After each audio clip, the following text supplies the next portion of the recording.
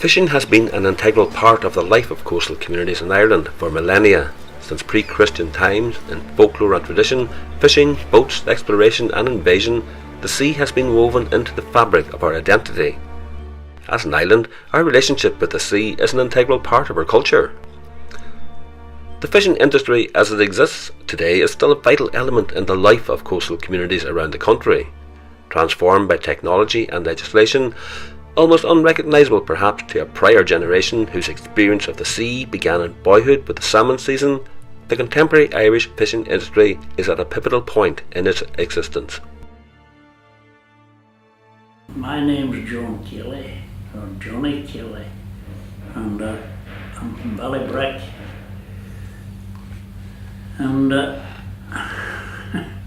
that's about, I'm all north now, but it started when all the rest of us were all knocking about the boats and that as youngsters, or now you come to be of any age.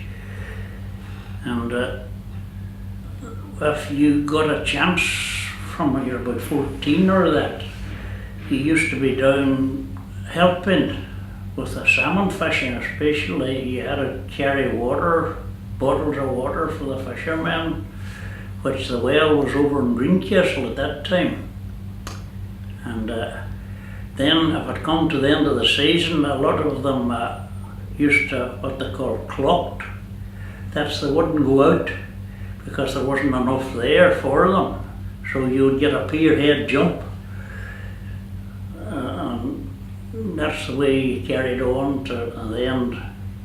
You were experienced enough for them to take you. Now you're 14 or 15. And when I was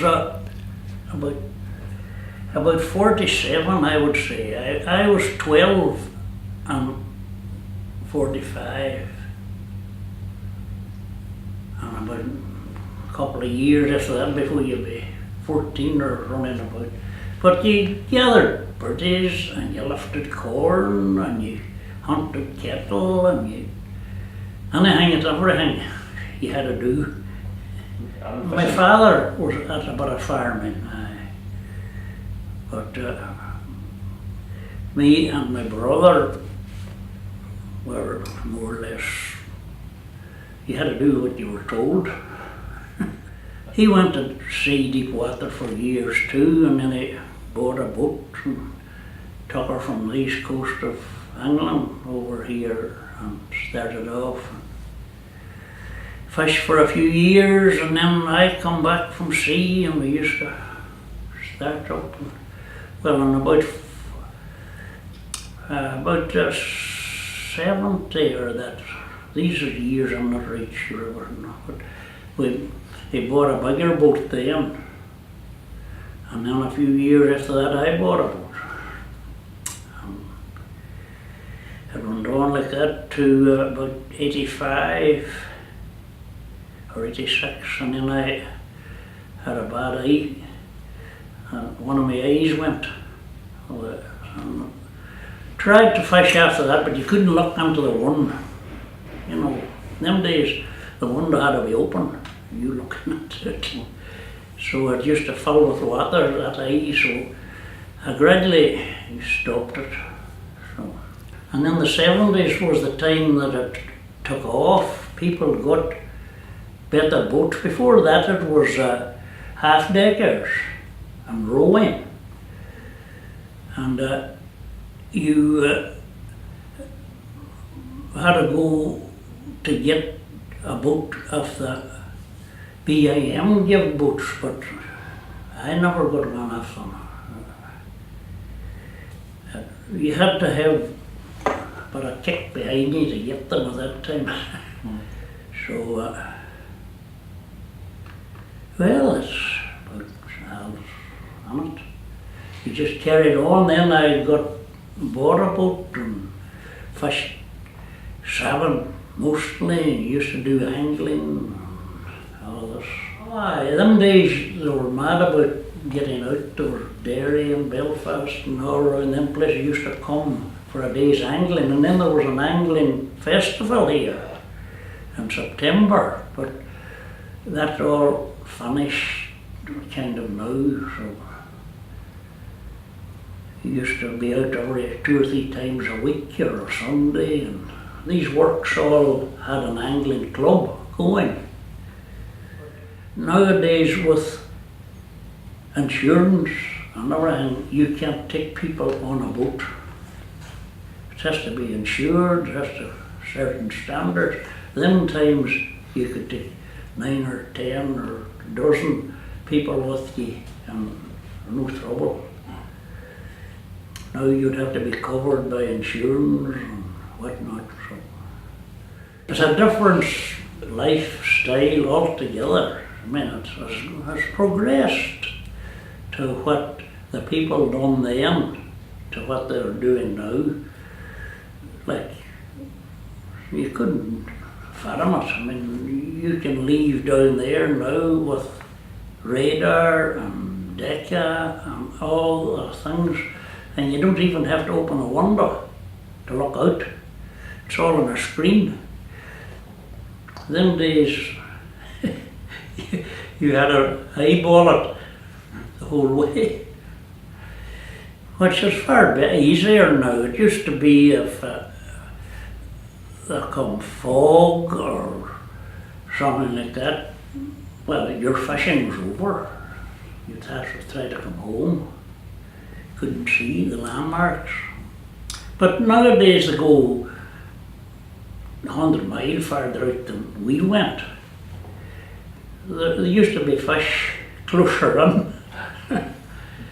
It used to be, even when I come back here first started, if you got 10 boxers of fish for your day, you had a wage, you had a good enough wage. Now, 10 boxers wouldn't buy the diesel. So, whether it's progress or not, not sure. I'm Jim Kavanagh. I was born and reared about 2 miles from here, down towards Inishowen Head. And I fished salmon basically from, I think, 1961. But I would have went to England when I was 18. Spent about a year and a half there, and then went to the Merchant Navy. Spent about 6 years there. I came home and started to fish, and I've been fishing up to 13 years ago. I would have trawled and fished salmon and all the rest of it, but even when I was at sea, I would have come home every summer for the salmon fishing. I retired from fishing when I was 60, and I worked for a couple of years in the school boat, the fishery school boat, and I worked 3 or 4 years on the ferries. So basically I do nothing now. I'm retired. Nowadays it costs that much, it's almost impossible for a young fella to get into the business like it. When I started, Borley Skawara, they were given, the first thing you had to do was raise a deposit, which was roughly 10% of what the price of the boat was. And the rest was a loan from BIM at a very low interest rate, 4% at that time, which is unheard of nowadays. But BIM, I don't think, I'm not sure about this, I don't think they actually loan money anymore. They maybe help out Go Security with banks or that, but I don't think they're actually giving money. It was a good system at that time, like anybody that wanted to have a boat could have a boat. But like they have a thing there now with tonnage for boats. One of them big boats there now, the tonnage of them there, you could be talking about 500,000. You know, it's a working man can't put his hand on 500,000, and that's before you'd buy the boat. There's very, very few young fellows, young local fellows would be fishing now.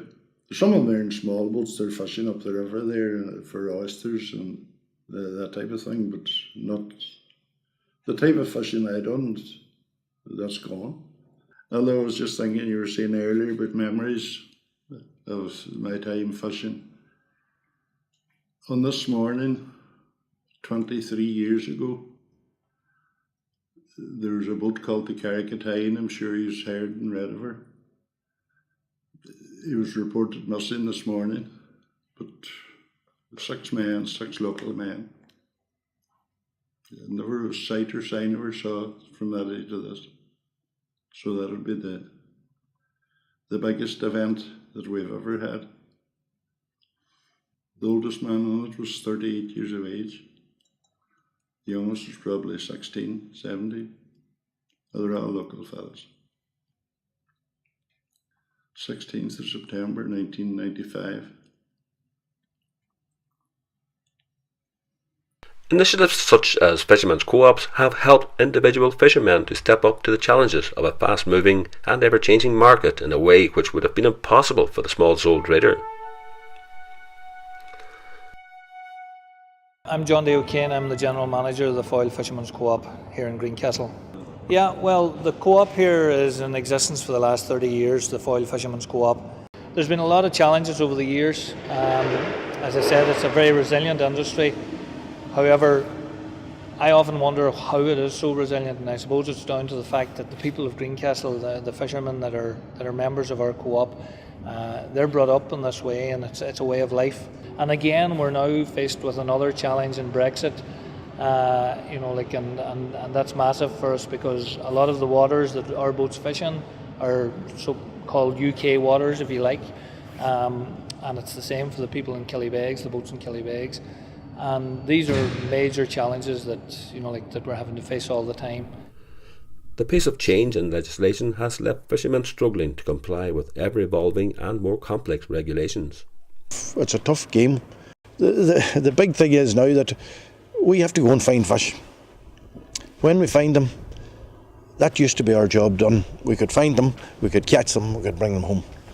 Now we can go and find them, and you can say, sorry, I have no quota, I must go in now and find some other species. You might only be allowed to take a fraction of what you found home.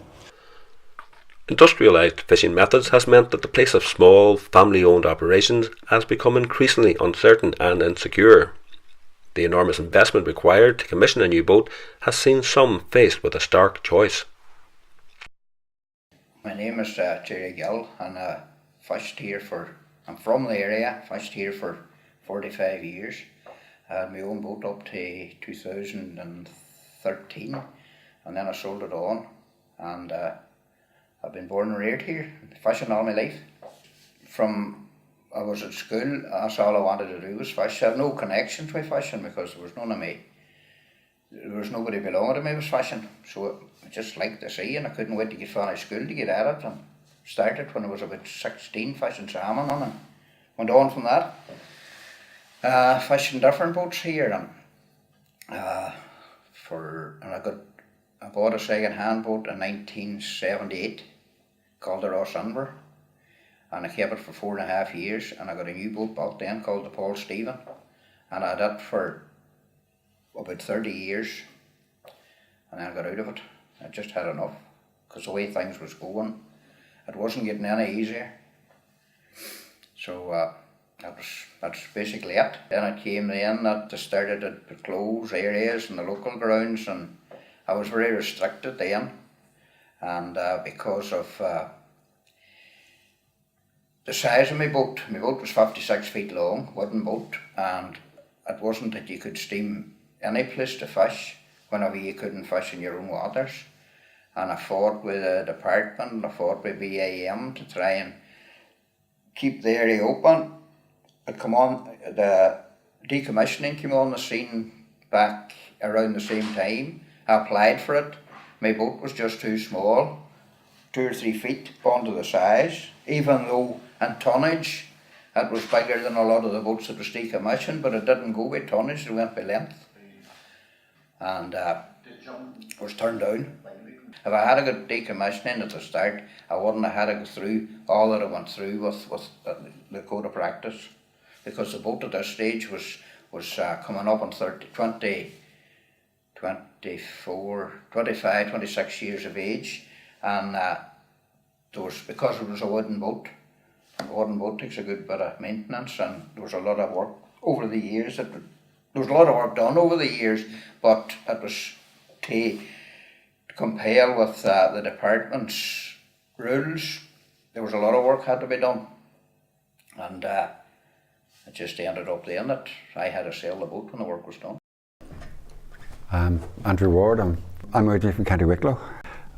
Well, I went to Killybegs originally fishing, and then I fished in Greencastle, and fished on various boats, and I ended up I had my own boat, and I fished until 1998. You didn't have to be a scientist or anything to realise the way the stocks were at the time. White fishing went through a particular bad patch at the time, and it kind of wasn't getting any better, and then you smell the coffee, for want of a better way of putting it. And I think the type of boat I had, definitely 75-foot trawler, 30 years of age,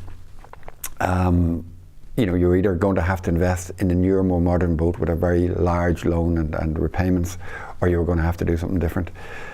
And I decided the latter. There was guys here who built new boats a few years ago. It was a whitefish renewal scheme, and some of the men from here built new boats, and they were going to catch 70% of the catch was to be non-quota species, deep water species. Before those vessels got off the slipway brand new,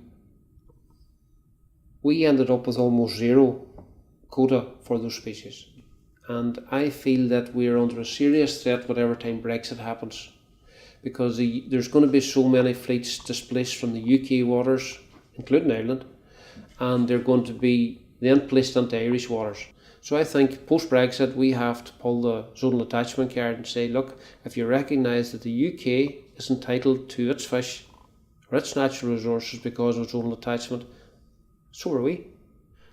The fishing community in this area are acutely aware of contested waters and the possible impact of Brexit, where a 10-minute ferry crossing on Lough Foyle takes you from Northern Ireland to the shores of the Republic. But whatever the future holds, this community will face it, like they've always done, with resilience and a belief in themselves.